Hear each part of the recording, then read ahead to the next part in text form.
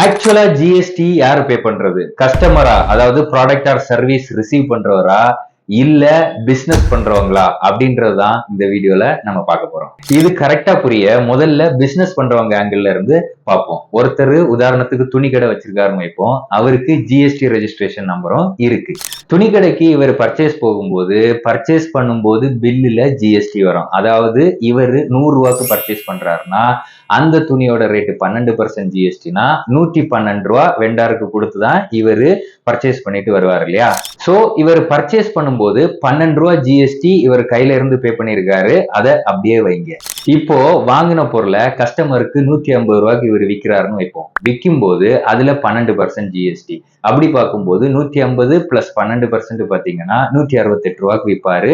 இதுல GST component 18 ரூபா. இந்த இடத்துலதான் பிசினஸ் பண்றவங்களுக்கு சீக்ரெட் வெப்பன் ஒண்ணு இருக்கு. அதுதான் இன்புட் டாக்ஸ் கிரெடிட். சோ எப்படி ஜிஎஸ்டி இவர் பே பண்ணுவார்னா, சேல்ஸ் பண்ணும்போது 18 ரூபா வந்தது இல்லையா, சேல்ஸுக்கான ஜிஎஸ்டி மைனஸ் இவர் ஆல்ரெடி பர்ச்சேஸ் பண்ணும்போது 12 ரூபா ஜிஎஸ்டி காம்பனன்ட் இருந்தது இல்லையா, அதை அட்ஜஸ்ட் பண்ணிட்டு பேலன்ஸ் தான் இவர் கவர்மெண்ட்டுக்கு பே பண்ணுவாரு. ஆனா இவர் கையில இருந்து பே பண்ண மாட்டாரு, கஸ்டமர் கிட்ட இருந்து கலெக்ட் பண்ணுவார் இல்லையா 18 ரூபா, அதுல ஜிஎஸ்டி ஆல்ரெடி பெய்டு 12, அதை எடுத்து பாக்கெட்ல வச்சுட்டு பேலன்ஸ் இருக்கிற அமௌண்ட் மட்டும் கஸ்டமர்ட்ட இருந்து கலெக்ட் பண்ணதுல பேலன்ஸ் இருக்கிற 6 ரூபா மட்டும் கவர்மெண்ட்டுக்கு பே பண்ணுவாரு. அப்போ உங்களுக்கு ஒரு டவுட் வரலாம், சரி பிசினஸுக்கு வந்து ஐடிசி எடுக்க முடியாத கேசஸ் இருக்கு, சில ஐடிசி பிளாக்ல இருக்கு, அப்ப என்ன பண்ணுவாங்க பிசினஸ்னா, அப்போ அவங்களோட ப்ராடக்டோட காஸ்ட்ல அந்த ஜிஎஸ்டியை மேக்சிமம் பிசினஸ்மேன் வந்து ஆட் பண்ணிடுவாங்க. ஸோ அல்டிமேட்டா அது யாருக்கு வந்து அந்த பேர்டன் ஷிஃப்ட் ஆகும்னா எண்ட் கஸ்டமருக்கு.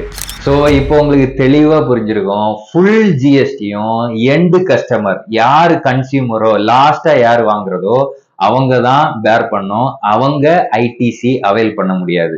சரி, இந்த ப்ராசஸ்ல பிசினஸ் பண்றவங்களுக்கு என்ன சேலஞ்சஸ்னா, ஜிஎஸ்டி ரெஜிஸ்ட்ரேஷன் எடுக்கணும், அவங்க ஸ்டாஃப் அதுக்காக ட்ரெயின் பண்ணணும், ப்ராப்பர் சாஃப்ட்வேர் போடணும், ப்ராப்பரா பில் பண்ணணும், இதுக்கெல்லாம் அவங்களுக்கு காஸ்ட் ஆகும். அது மட்டும் இல்லாம மந்த்லி இல்ல குவார்டர்லி அப் பண்ணவங்க குவார்டர்லி ரிட்டர்ன்ஸ் வந்து ஜிஎஸ்டி ரிட்டர்ன்ஸ் ஃபைல் பண்ணணும்.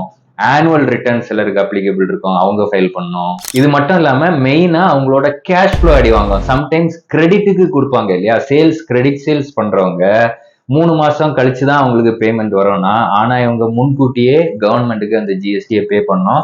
அதனால அந்த கேஷ் ஃப்ளோ இஷ்யூ வர்றதுக்கு வாய்ப்பு இருக்கு. சின்ன சின்ன பிசினஸஸ்க்கு பாத்தீங்கன்னா இந்த ஐடிசி கான்செப்ட், அப்புறம் இந்த ஃபார்ம்ஸ், ரிட்டர்ன்ஸ், லால என்ன சொல்லியிருக்கு, அதெல்லாமே அவங்க தெரிஞ்சுக்கிறதுக்கு சிரமப்படுவாங்க. ஸோ இதெல்லாம் தான் பிசினஸ் பண்றவங்களுக்கு ஆன டிராபேக்.